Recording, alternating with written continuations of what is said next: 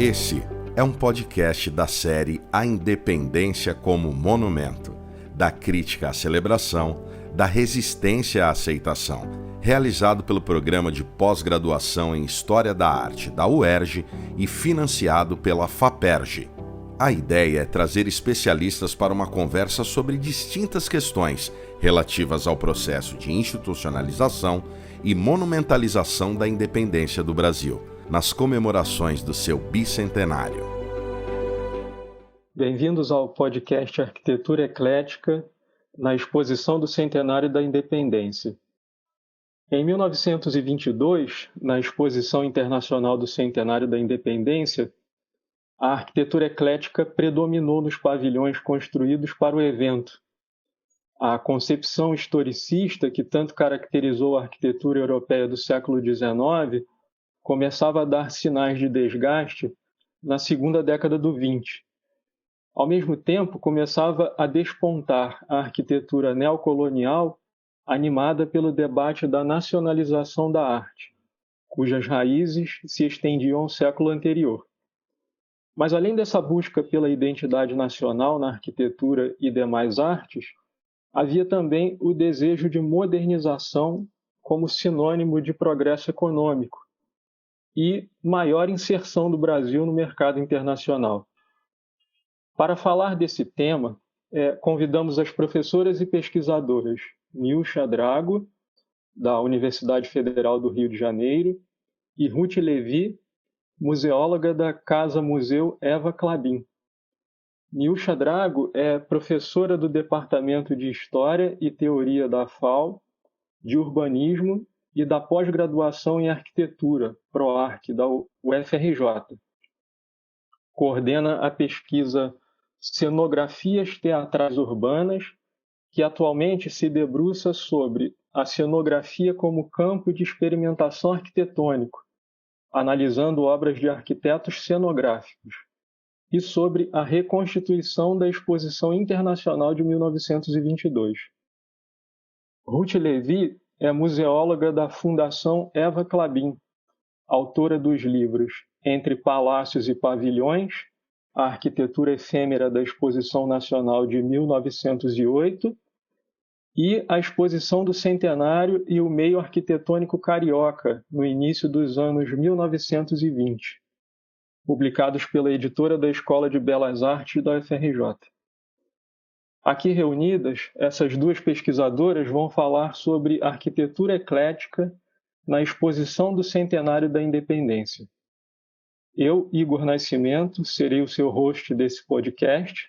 Eu sou professor da Rede Municipal de Ensino e mestrando do Programa de Pós-Graduação em História da Arte da UERJ. Minha pesquisa inclui questões sobre arquitetura eclética. Então vamos lá, a primeira questão. Nilcha, você pode nos dar um panorama geral sobre as exposições universais? Posso sim, um tema super instigante da história da arquitetura e das cidades também, né?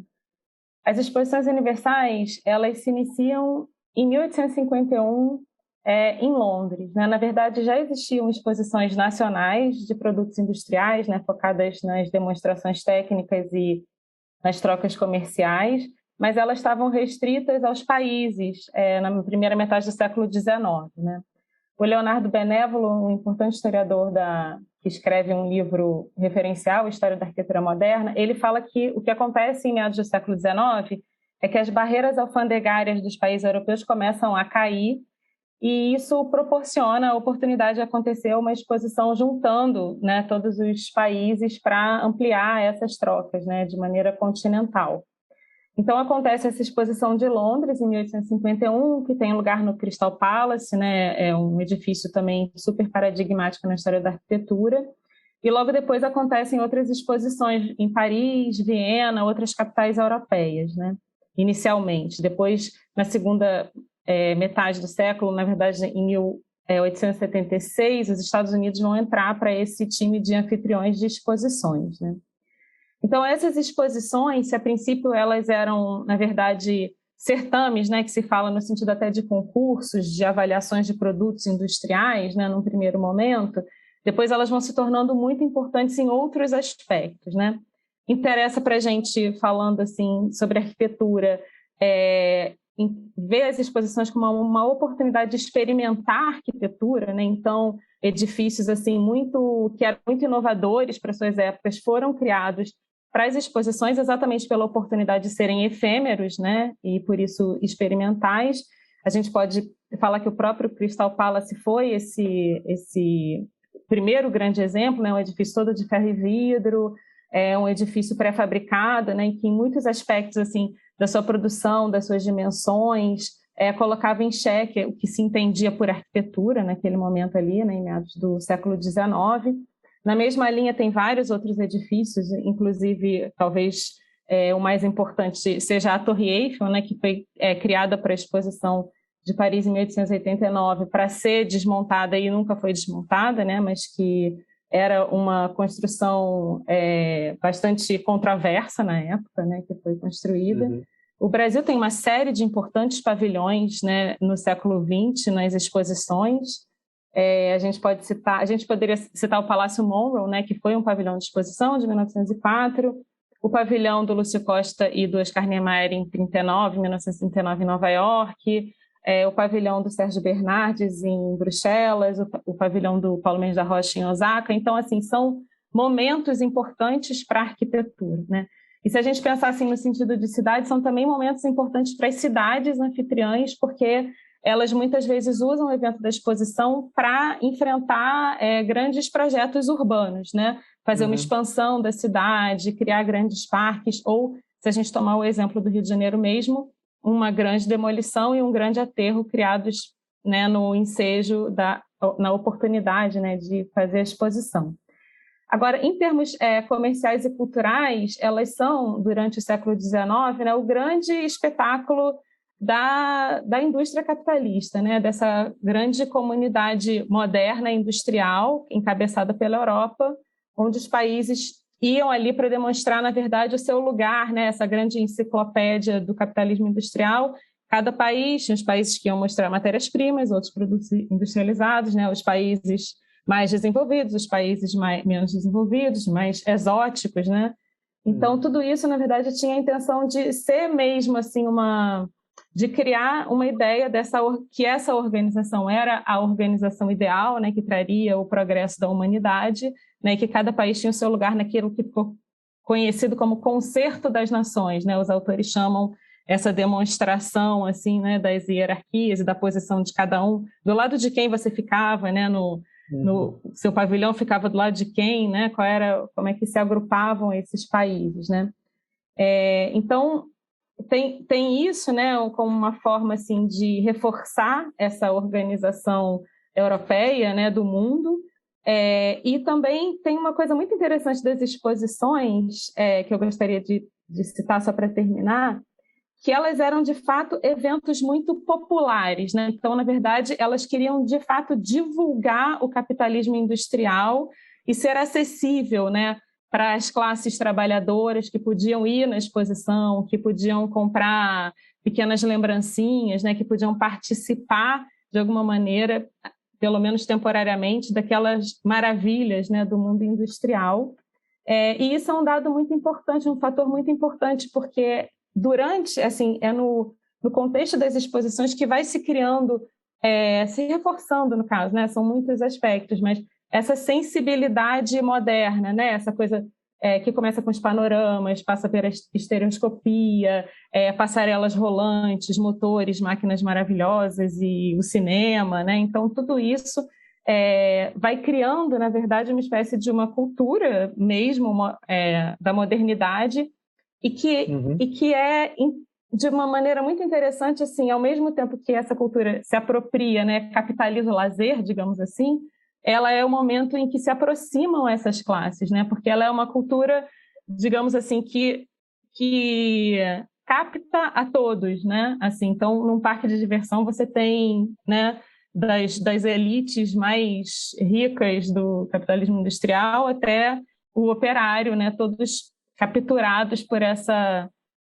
o Francisco Foote Hartmann, ele tem um livro super bonito, chama O Trem Fantasma. Na verdade, ele está falando sobre a construção da ferrovia Madeira-Mamoré, mas ele tem um capítulo sobre as exposições e ele faz uma definição eu queria citar só para terminar, né? Ele fala: emoções do maquinismo, cruzamento entre os fios da razão iluminista e da sensibilidade romântica. É a mobilização do sensível por parte dos engenhos saídos da indústria moderna, né? Então, acho que as exposições representam essa grande conquista mesmo da sensibilidade humana para as maravilhas da modernidade, né? Havia Os aquela Estados fé no Unidos... progresso, né? a confiança no progresso, né? O progresso ocupando um lugar que antes seria, né, divino, né? Assim, o progresso vai levar a humanidade para um lugar melhor, né? Eu só queria lembrar que inicialmente elas tinham assim todos esses objetivos, mas quando os Estados Unidos cediam a primeira exposição internacional em 1876, os Estados Unidos colocam como tema os 100 anos da independência dos Estados Unidos, né? O que quer dizer que entra essa questão da nacionalidade, já entra, né, nas exposições no final do século XIX. Perfeito. Então vou passar a vez para a Ruth, para ela nos falar sobre a exposição do centenário da independência em 1922, né? Mais especificamente sobre essa exposição que o nosso país sediou em 1922. Isso, a exposição de 22 foi um desses grandes espetáculos, né? Como a Niúcha falou, então imensos palácios e pavilhões, né, que foram construídos especialmente para esse evento numa grande área do centro da cidade, e isso era como que um cartão postal, né, para mostrar os progressos da nação e os encantos dessa cidade maravilhosa que era, então, naquela época, a capital da República. E o lugar escolhido, o local escolhido para essa exposição retratava muito bem esse espírito, porque, na verdade, ali o Morro do Castelo, que era conhecido como a Colina Sagrada, que tinha importantes marcos da fundação da cidade, ele vai justamente ser colocado abaixo para a criação de uma grande área de aterro que ajudou a compor esse espaço e esse cenário encantado para essa exposição, né? Então, isso está realmente aí na trilha das exposições universais, até porque o Brasil participava dessas exposições universais europeias e norte-americanas, então já tinha essa experiência acumulada, e em 1908 tinha realizado a exposição nacional na Praia Vermelha, e com isso, então, se considerou que o Brasil estava pronto realmente para ingressar nesse universo e mostrar esse futuro promissor, né? Um Brasil moderno. E com isso, assim, na verdade, a exposição de 22 foi concebida como mais uma exposição nacional, como havia sido a de 1908, mas com o convite e adesão de vários países estrangeiros, ela se tornou uma exposição internacional. E esses países construíram, muitos deles, a maioria construiu pavilhões nessa que se chamou Avenida das Nações, né? E então esses pavilhões de países como Argentina, Estados Unidos, Grã-Bretanha, França, Itália e outros, né, Portugal, eles se alinharam nessa que foi a Avenida das Nações, com seus pavilhões de honra.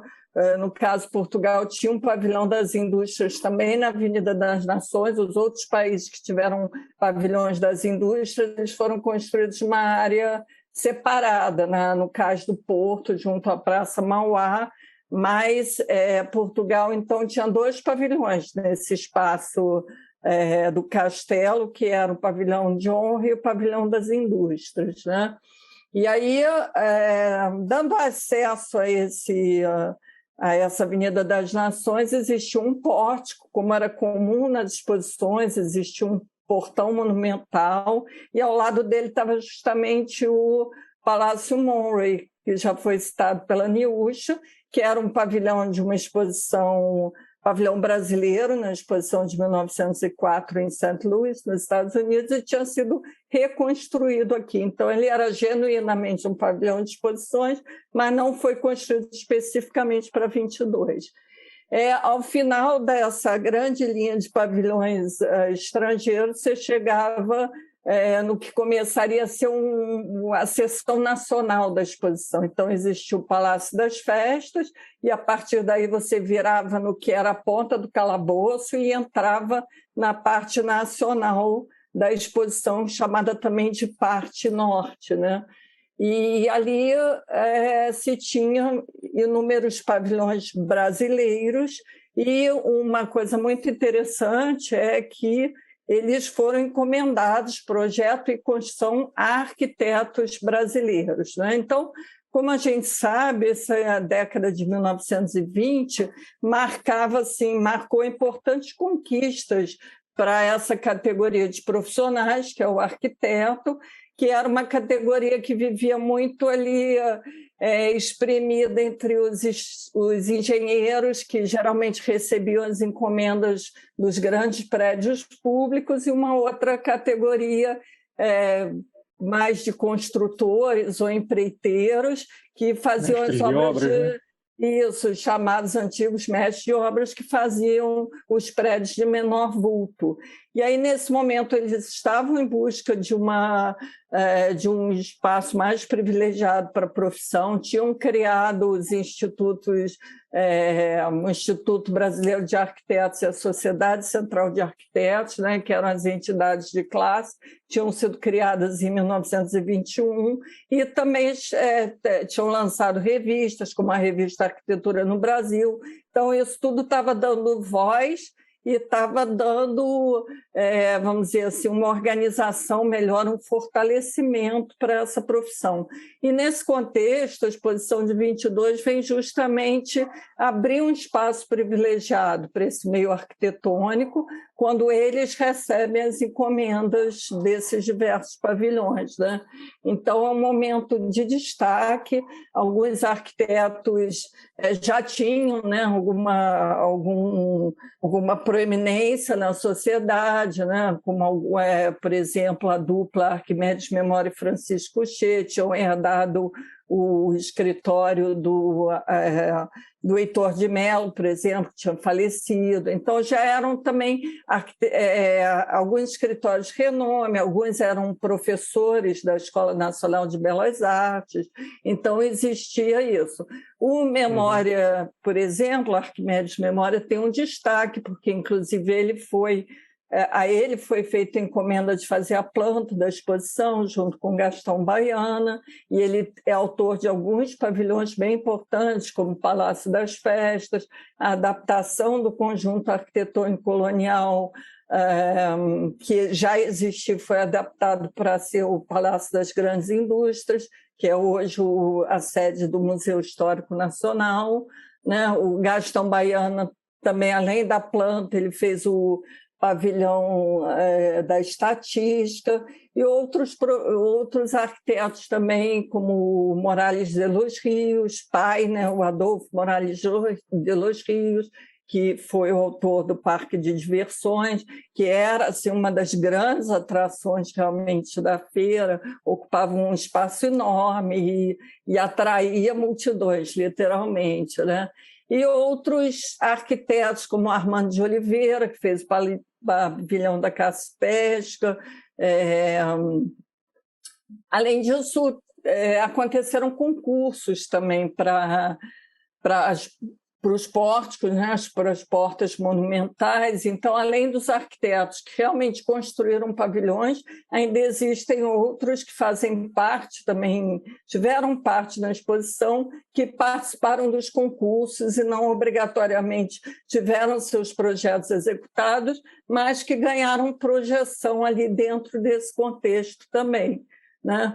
Então, e além desses pavilhões que são os mais conhecidos, né, os pavilhões das nações, dos países estrangeiros. E os pavilhões da seção nacional, a gente tinha também inúmeros outros pavilhões comerciais, de entretenimento, como restaurantes, bares, cinema, e pavilhões de empresas importantes também, né? Firmas importantes como as indústrias Matarazzo, como a Companhia de Navegação Costeira, enfim. Todo isso formava um conjunto de mais de 60 prédios, então era realmente uma coisa, para o contexto até do Rio de Janeiro da época, muito expressiva. E foram 10 meses, né, de exposição, porque ela foi até julho de 23. A gente tem que pensar que uma das coisas muito importantes das exposições é que, com meios de comunicação e transporte muito mais restritos, né? Hoje em dia é difícil a gente pensar isso, mas na época, na verdade, você ia a uma exposição, às vezes era sua oportunidade única de ver coisas que você não veria ao longo da sua vida inteira, né? Então, o contexto era bastante esse. Perfeito.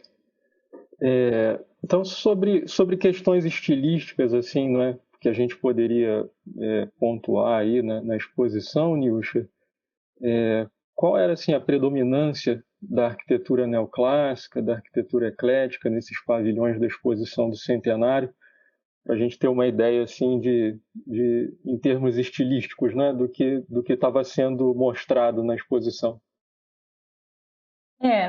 Igor, muitos autores diriam, né, que tudo era eclético no começo do século XX, né? Mas se a gente pensar assim na origem do neoclassicismo, né, lá no século XVIII, ele tinha assim um certo intuito essencialista, né, digamos assim, né, de encontrar a origem clássica da arquitetura, né, seus elementos básicos, a coluna, né, a arquitrave, enfim, uma certa simplicidade também que depois vai ser substituído pela arquitetura eclética, né? Mas os historiadores também dizem que quando a gente pensa essa retomada do classicismo no século XVIII, ela está imbuída de historicidade, né? Então não era o classicismo como uma verdade absoluta, né? Como havia sido em outros momentos, né? A natureza única da arquitetura, mas aquele classicismo contextualizado com os seus significados, né? Então, a linguagem clássica ela sempre esteve ligada, né, a uma questão assim de digamos, ascendência, né, das instituições ou das nações que utilizam essa linguagem, né, ligando ao classicismo greco-romano, né?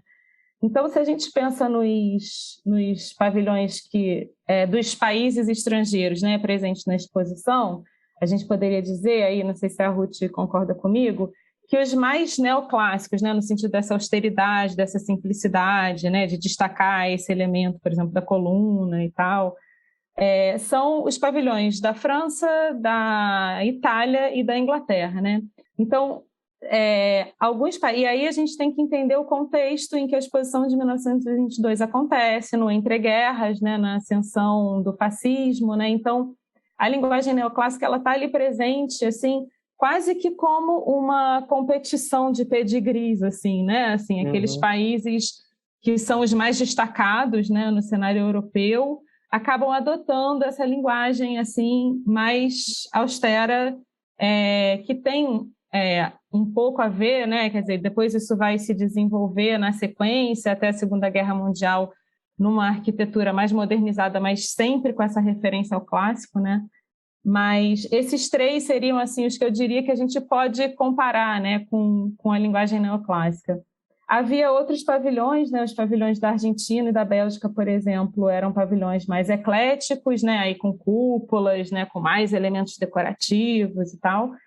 Existiam os pavilhões que eram os pavilhões que estavam mais ligados, digamos assim, a uma arquitetura tradicional desses países, por exemplo, o Japão, a Suécia E a Noruega tinha pavilhões de madeira que foram trazidas as peças dos países de origem montados aqui.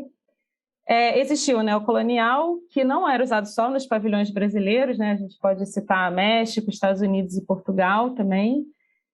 E 2 pavilhões que eu acho muito interessantes, da Tchecoslováquia, que era uma nação novíssima, né? Assim, tinha acabado de ser criada, né? A Tchecoslováquia deve ter sido a primeira representação internacional da Tchecoslováquia, e eles fazem um pavilhão que é um pavilhão super simples em termos de composição, é um único volume, assim, sem muitas fenestrações nem nada, mas que tem uma decoração meio floral geométrica, alguma coisa que você vê que eles estavam também pesquisando, né, uma representação iconográfica que pudesse representar a Tchecoslováquia. E o pavilhão da Dinamarca, que na minha opinião é o mais interessante de todos, um pavilhão super horizontal, só um muro branco, com um telhado de ardósia bem íngreme, assim, como se fosse 2 faixas, uma faixa preta em cima, uma faixa branca, sem janela, sem nada, assim, numa escala assim, muito mais acolhedora, digamos assim, que todos os outros pavilhões, não queria demonstrar uma monumentalidade, né? Aí tem uma parede curva, 2 pilares finíssimos assim na entrada. Então é o pavilhão que mais anuncia, assim, né? Que anuncia com mais propriedade o que vai se desdobrar na arquitetura moderna. Eu acho que esses são assim os pavilhões mais... tudo isso, digamos assim, alguns historiadores diriam tudo isso faz parte do ecletismo, inclusive o neocolonial, né? Eu não concordo, não sei o que a Ruth acha. Eu acho que o neocolonial é um movimento que enfrenta com esse conteúdo mesmo do objetivo de alcançar uma linguagem própria, enfrenta o ecletismo acadêmico, né? E ele tem princípios, ele tem bases de pesquisa, né? Tem bases teóricas, assim, que eu acho que configuram um outro momento, né? Então, um momento intermediário, de fato, entre o ecletismo e a arquitetura moderna. Mas, para muitos historiadores, todas essas soluções arquitetônicas, naquele momento, fazem parte de um mesmo grande movimento eclético ainda. Eclético, certo. Então, Ruth, já que a Niusha falou sobre o neocolonial, né, e perguntou aí a sua opinião, você pode falar para a gente sobre a demanda por esse estilo, né, o neocolonial, e como ele estava presente lá na exposição do Centenário de 1922? Sim, houve, de fato, um grande incentivo, né, ao neocolonial na exposição, e a exposição parece ter sido assim, uma vitrine perfeita, né, para essa experimentação, né, nessa linguagem, né, e várias das construções obedeceram, então, o que era chamado na época, vamos dizer, as linhas gerais de uma arquitetura colonial na busca dessas raízes. Isso, inclusive, teve o aval e o estímulo do prefeito Carlos Sampaio, que era uma figura de projeção gigantesca frente à exposição, né? Então, o colonial ele já vinha sendo estimulado com outras iniciativas, como, por exemplo, o Prêmio Heitor de Mello, que tinha sido instituído pelo José Mariano Filho, e no qual existia essa ideia de incrementar estudos, né, para a criação do que seria uma arquitetura nacional, inspirada no Brasil colonial, mas que seria uma nova forma de arquitetura, né, frente a esse desgaste do ecletismo, como disse a Niusha, né? Então, por exemplo, o projeto para o concurso, né, da Porta Norte, que existiu, era a porta que dava acesso à parte colonial da exposição, era obrigatória, por exemplo, a adoção desse estilo, chamado de tradicional brasileiro, um estilo de uma arquitetura típica da época colonial do Brasil. Entretanto, se via a necessidade de uma modernização, né, desse estilo. Não seria a aplicação do colonial como era, até porque o colonial ele era totalmente associado à questão das péssimas condições de higiene, das condições de vida do colonial atrasado. Então, era necessário que houvesse uma nova roupagem para esse colonial, né? Então, a gente vai ler sempre uma adjetivação muito grande, que é o colonial estilizado, o colonial de feição nortista, tudo vinha uma adjetivação do lado, se falava até num colonial raffiné, até isso a gente lê muitas vezes, né? Então, e a gente tinha arquitetos que eram defensores ferrenhos do neocolonial, né? O Armando de Oliveira, por exemplo, quando ele faz o pavilhão de caça e pesca, nos textos, quando ele explica, ele diz: hoje em dia tudo que eu quero construir tem que ser nesse estilo colonial, acho que todos deveriam construir assim. E, na verdade, o que a gente vê é que isso era uma busca, na verdade, não é o colonial, nesse sentido, ele não era entendido como tendo um fim em si mesmo, mas como uma busca de raízes que levasse, de fato, a um novo estilo, que seria um estilo nacional brasileiro, né? Isso era uma coisa ainda um pouco nebulosa nessa época, essa própria defesa, ela veio assim, acompanhada de, vamos dizer assim, de muitas dúvidas e de muitas dicotomias e tudo, ambiguidades, né? Então, na verdade, assim, ele se propunha um estilo inovador, sem um fim em si mesmo, que levaria para um novo caminho, que eventualmente você pode dizer, como a Niúcha diz, que já tinha muitos dos preceitos que a gente vai ver depois na arquitetura moderna, mas, ao mesmo tempo, ele foi muito usado como mais um ecletismo, sem dúvida nenhuma, porque quando você vê nos seus preceitos existia essa ideia, mas no uso, muitas vezes, ele era adotado unicamente por modismo, né? E isso se estendeu nas décadas seguintes. Então, assim, não é à toa que um dos grandes estudiosos dessa arquitetura neocolonial, que é o Carlos Kessel, ele vai afirmar exatamente isso, que os preceitos estavam lá, mas muitas vezes esse lugar, que seria um lugar de vanguarda, porque era um estilo que se colocava num lugar de vanguarda para dar origem a alguma coisa muito importante, ele perdeu muito rapidamente esse seu lugar de vanguarda e acabou passando para a historiografia como mais um ecletismo e mais um modismo. Certo. Acho que seria isso. Não, perfeito. E sobre esse paradoxo, né, entre uma busca por modernização, né, e um retorno à tradição colonial, Niúcha, quais outros conflitos você identifica que houveram assim no centenário da independência? Igor, na verdade, assim, como disse a Ruth, né, o neocolonial em si, ele, na verdade, é uma tentativa de uma síntese, né? Assim, resolver o paradoxo, né, entre modernidade e tradição. Eu acho que, na verdade, se a gente pode falar assim, um paradoxo maior que a gente poderia citar, seria essa relação da demolição, por exemplo, dos monumentos, né, coloniais que estavam no Morro do Castelo, e a valorização dessa linguagem, né? Ao mesmo tempo que você criava textos né, de rememoração, você criava, sei lá, o Museu Histórico Nacional, você criava formas de valorizar a história do Brasil, você estava demolindo monumentos essenciais, né, para se entender essa história que estavam ali do lado da exposição, né? Isso eu acho que soava como um paradoxo maior, e soava mesmo já na época, né, os críticos da demolição, por exemplo, né? Então, acho que em termos de arquitetura tem um certo, simbolicamente, esse paradoxo, né, da desvalorização por um lado.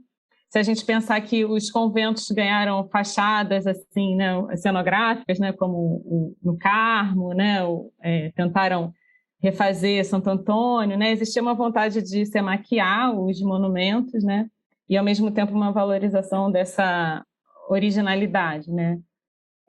Mas eu acho que tinha vários paradoxos simbólicos que estavam envolvidos na imagem da exposição, né? Não necessariamente na sua construção também, porque a gente pode pensar olhando as imagens da construção da exposição, né? Já se usava, por exemplo, concreto armado, existe o pavilhão dos Estados tem estrutura de concreto armado, mas existe toda uma precariedade assim do canteiro de obras, né? De quem vai trabalhar, né? Uma falta de conhecimento para trabalhar com essas técnicas e tal. Então isso também soa com um certo paradoxo. Mas se a gente pensar assim na imagem, né, e a gente olhar, por exemplo, os conflitos políticos nacionais, né, e pensar que a gente estava em 1922, a revolta tenentista, que foi uma reação ao resultado das eleições, que não foi aceito por alguns estados do Brasil.